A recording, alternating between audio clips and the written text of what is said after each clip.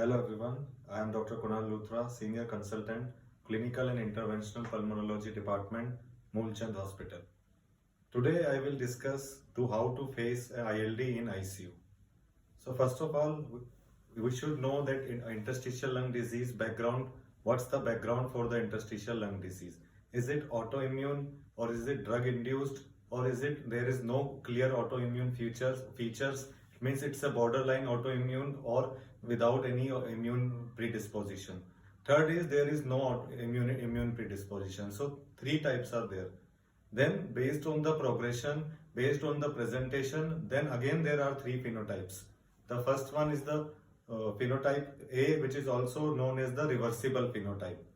Means the disease is reversible, though it's a progressive presentation in ICU, but still it's an reversible stage. So reversibility is basically characterized by organizing pneumonia presentation on CT scan and whether autoantibodies are positive except MDMA5 and whether CRP, ESR are elevated. The second phenotype is in which there is a potential of partial reversibility. So partial reversibility means presentation as organizing pneumonia with fibrosis or anti-Jo1 antibodies positivity. Other antibodies positivity also comes under phenotype A that we discussed previously, which is also reversible. So continuing phenotype B, the potentiality of reversibility is partial. So the treatment should be double. Double treatment means both immunosuppressant methylprednisolone or you can use rituximab or cyclophosphamide for phenotype B. And for phenotype A, methylprednisolone alone will be enough.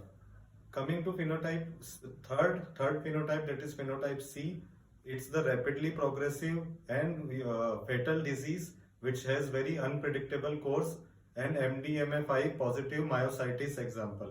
In these cases, we have to use triple therapy, which is methylprednisolone plus rituximab and cyclophosphamide, and some cases even plasmapheresis can also be tried.